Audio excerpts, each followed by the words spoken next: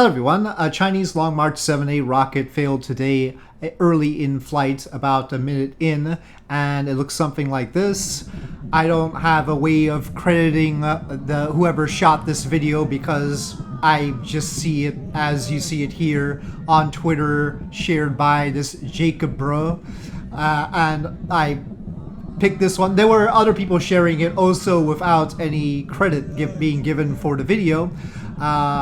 I picked this one because it's just funny that he says, bro, it literally just snapped in half. What is this? But we can see from this that it does in fact snap right about there, which is the inner stage between the second and third stage. So, that being the case, let's take a look at the design of the Long March 7A rocket. This is one way to get my attention, I suppose. So, I have put one together here, but I don't have a special model for the Long March 7A. That is largely unnecessary because it's basically a remix of the Long March 3B. And it's basically replacing the engines on the Long March 3B with upgraded engines, though it's also replacing the propellants. If we take a look at the Long March 3B, and I do have that, obviously, we can see that it is using engines like this, which use UDMH and NTO. So they are hypergolic propellants, storable, very toxic. Instead, the Long March 7 and 7A use kerosene and oxygen in those stages instead of the UDMH and NTO, but otherwise the form factor of the first stage and the boosters is the same. The first stage is 3.35 meters in diameter, the boosters are 2.25 meters in diameter. The difference is that they are longer. In the case of the boosters, much longer. Also, there is no hot staging area on the top of the first stage when we have Long March 7A. That's just because I'm using the Long March 3 first stage tank. So what you see is that I've had to extend the tank a little bit down here, though I'm not using that for volume right now. I don't know exactly the burn time of the Long March 7A first stage right now, but there is no hot staging area as far as Long March 7A is concerned. So the engines for everything down here are the YF100s. And it doesn't appear from that video that the YF100s were at fault here. The YF100s are from the Long March 5. So it's part of the same family with the Long March 5 because it's using those engines. And the Long March 5 also has boosters in the 3.35 meter form factor. And those boosters also have the two YF100s. So the same form factor was used for the Long March 3B and then the boosters on the Long March 5. I do have the boosters of the Long March 5 somewhere here. There they are. So that's a booster of the Long March 5 with its fin, and it's got the tapered in nose cones. Well, we wouldn't want that in this case. So yeah, it has two of the YF100s there, just like the core here does. So it is basically carrying on the same production stuff off of the Long March 3B. So when we move our way up, there's sort of a, this next stage is still a 3.35 meter stage. We do have a novel engine here. This is the YF115. It's got extended nozzles for vacuum. It's got 341.5 actually second ISP with kerosene and oxygen. So it's still a Kerolox stage. So this is peculiar. It's not just one engine unit here. It's four separate engines that are YF115s. And they each have about 176 kilonewtons for a total of 706 altogether once you add in the decimal place. So we've got a stage like that. It's a little bit of an underwhelming stage, to be honest. And then we have another stage. Now, here's the thing. This stage is not on the Long March 7. The Long March 7 looks something like this. It sort of tapers in here like this, too. So maybe they were always intending on having that third stage. But it looks like this. This is what the Long March 7 looks like. And the Long March 7A is what happens when you put this stage in. Now this stage, I've just got it as the Long March 3 third stage. It's using the same engines as the Long March 3 third stage. It's a hydrolock stage.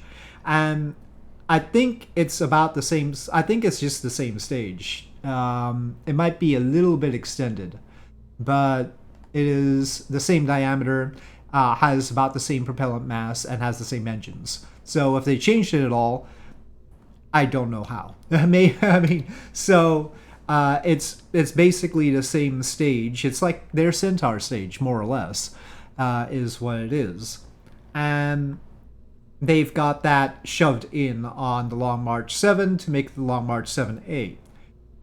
So you can see what might have gone wrong here. Okay, so we've got this, we tested this, then we took this and then shoved this in here, and then suddenly the structural link right here is overstressed during launch and breaks. Right? It's a pretty clean story. However, this isn't like the first time the Long March 7A launched. It's launched 18 times. This is the 18th time. So, well, I guess they sort of got away with it for a while. And maybe it was just extreme conditions one way or another. Perhaps the situation was off kilter, sort of like the Challenger way. It was out of the requirements for the interstage and it snapped. Is the best thing I've got as a suggestion for what happened. But it is clear that things changed once you put this in. The rocket, the Long March 7, this version. Okay, well, I'm leaving off the interstage, but really that is on there. Right? Some form of this little thing. Oh, not that engine. Some form of this little thing is actually on there, I believe. So this version flew in 2016, and the version with the upper stage first flew in 2020. And there's been more flights with this third stage than there have been without it. So, you know, theories have to... I mean, it is a nice theory that once you shove this in here, oh, well, then that's what caused the structural failure here.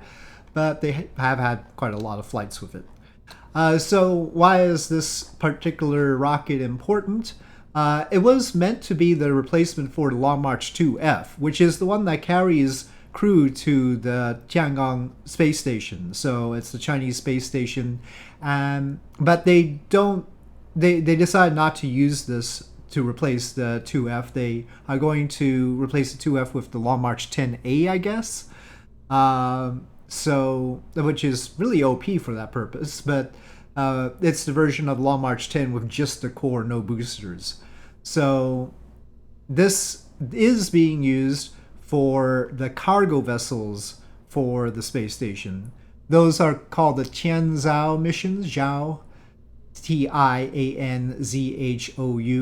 And so they've done quite a few launches with that cargo vessel using the Long March 7A. Well, no, let me take that back. With the Long March 7. So the version that carries the cargo ones, because they don't need the hydrolock stage for that, this is optimized for high orbits. They just use this version for the launches to the space station. So safer.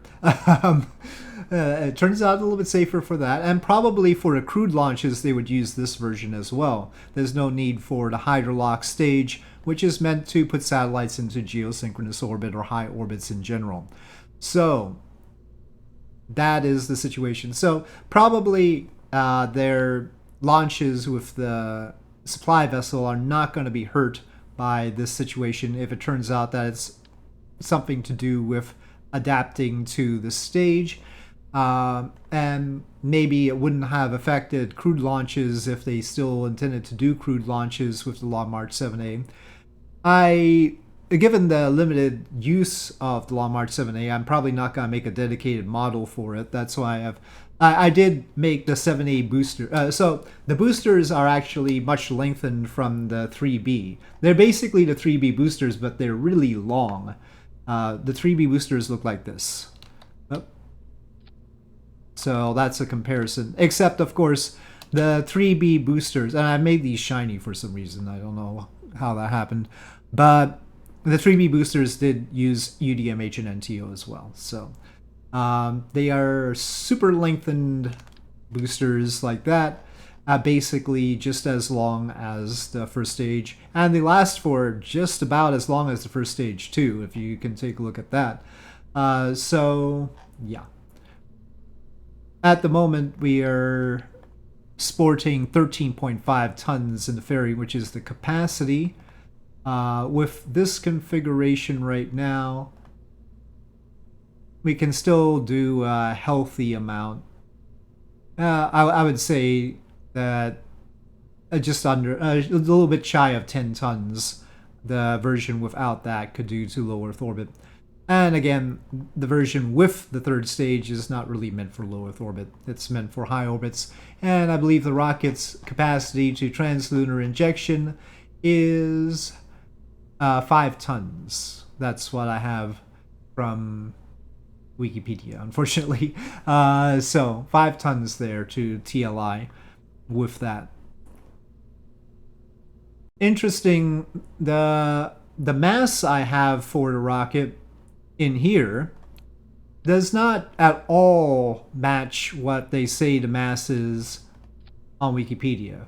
Wikipedia has 597 tons for the 7, and for some reason less for the 7A, though it's possible they have to underfuel one stage or another for that.